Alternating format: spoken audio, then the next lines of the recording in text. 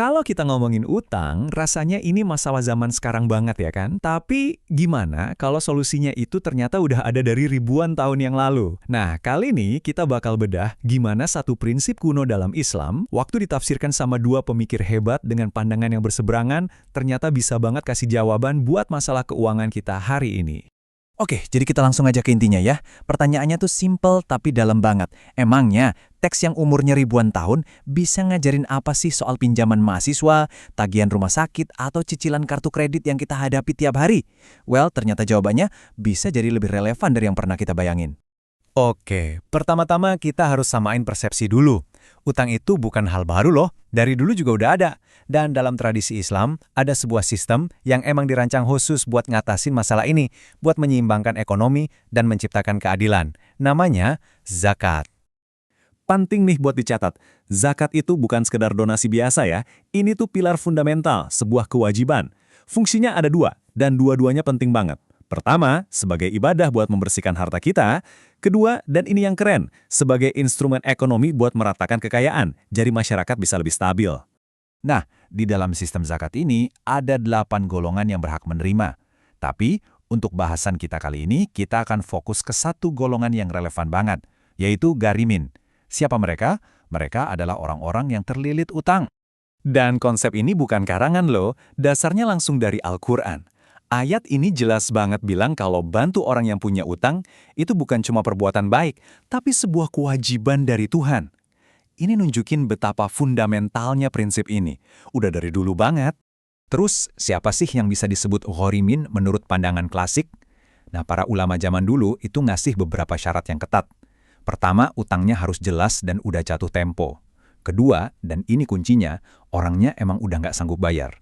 Ketiga, utangnya itu buat kebutuhan pokok yang halal ya, bukan buat foya-foya. Dan terakhir, orangnya harus udah usaha dulu cari jalan lain. Inilah dasar pemahamannya. Nah, disinilah ceritanya jadi menarik. Perdebatan modern dimulai dari sini. Kita kenalan dulu sama tokoh pertama, Yusuf Al-Qaradawi. Beliau ini dikenal banget dengan pemikirannya yang fleksibel dan selalu coba menghubungkan ajaran dengan tantangan zaman sekarang. Inti pemikiran Al-Qaradawi itu gini, zakat jangan cuma jadi bantuan sosial biasa yang statis. Menurut beliau, zakat itu harus jadi alat yang dinamis untuk pemberdayaan masyarakat. Bukan cuma ngasih ikan, tapi ngasih kail. Jadi, aturannya harus bisa ikut berkembang menjawab tantangan zaman.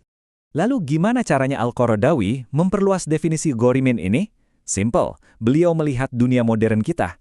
Utang buat biaya kuliah? Masuk. Tagihan rumah sakit yang membengkak? Masuk. Bahkan utang karena kena musibah atau bencana alam, itu juga bisa masuk. Logikanya, kalau zakat mau tetap relevan dan berdampak, definisinya ya harus adaptif. Sekarang, kita lihat sisi lain dari koin ini. Ada tokoh kedua, Wahbah Al-Zuhaili. Kalau Al-Qaradawi tadi fleksibel, Al-Zuhaili ini mewakili pendekatan yang lebih saklek dan berprinsip. Fokus utamanya adalah menjaga aturan-aturan hukum yang sudah ada dari dulu. Jadi, concern utama Al-Zuhaili itu soal integritas. Buat beliau, menjaga keaslian dan ketepatan hukum Islam itu nomor satu. Tujuannya apa? Supaya dana zakat nggak disalahgunakan. Caranya, ya dengan menerapkan aturan secara ketat, apa adanya, tanpa banyak interpretasi baru. Makanya, kriteria dari Al-Zuhaili ini jauh lebih ketat. Menurutnya, definisi ghorimin itu ya harus kembali ke arti aslinya. Utang untuk kebutuhan yang super mendesak aja. Titik. Beliau menekankan banget kepatuhan pada aturan yang sudah ada, biar nggak ada celah penyalahgunaan. Intinya, prinsip harus dijaga, meskipun artinya jadi kurang fleksibel. Oke, biar lebih jelas kita sandingkan langsung keduanya. Di satu sisi, ada Al-Qaradawi yang inklusif dan responsif. Beliau melihat zakat sebagai alat pemberdayaan. Di sisi lain, ada Al-Zuhaili yang konservatif dan fokus pada aturan. Beliau melihat zakat sebagai kewajiban yang diatur hukum yang baku.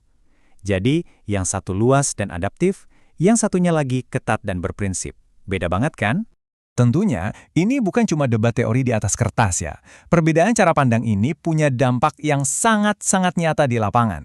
Yuk, kita lihat gimana pengaruhnya di dunia nyata. Kita coba pakai contoh kasus ya, biar kebayang. Misalnya, utang buat biaya kuliah. Menurut Al-Qaradawi, ini kemungkinan besar bisa dibantu, karena pendidikan itu kebutuhan penting zaman sekarang. Tapi kalau menurut Al-Zuhaili, mungkin beliau akan ragu. Terus gimana kalau utang kartu kredit buat belanja bulanan? Keduanya mungkin setuju, tapi Al-Zuhaili bakal minta verifikasi yang super ketat biar yakin itu bukan buat foya-foya. Kalau utang karena modal usaha yang gagal, nah Al-Qaradawi bisa jadi setuju, karena itu kan usaha buat mandiri. Sementara Al-Zuhaili kemungkinan besar akan bilang tidak. Nah, cara pandang ini juga akhirnya membentuk wujud lembaga-lembaga zakat yang ada.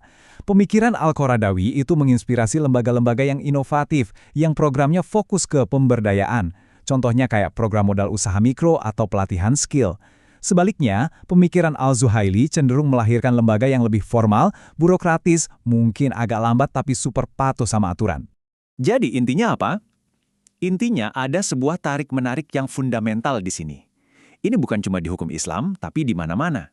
Yaitu, gimana caranya kita menyeimbangkan antara kebutuhan untuk menjawab masalah zaman sekarang dengan komitmen untuk tetap berpegang pada prinsip-prinsip dasar yang abadi. Ini bukan soal siapa yang benar dan siapa yang salah loh, tapi ini soal sebuah dialog yang harus terus berjalan. Dan ini membawa kita ke pertanyaan terakhir sebagai penutup. Perdebatan antara Al-Qaradawi dan Al-Zuhaili ini, kalau kita pikir-pikir lagi, sebenarnya lebih besar dari sekedar hukum Islam. Ini adalah pertanyaan universal yang dihadapi semua masyarakat di dunia. Gimana caranya kita menghormati nilai-nilai dasar kita, tapi di saat yang sama juga tetap relevan dan bisa melayani kebutuhan orang-orang di masa kini dan masa depan. Nah, ini pertanyaan yang bagus untuk kita renungkan bersama.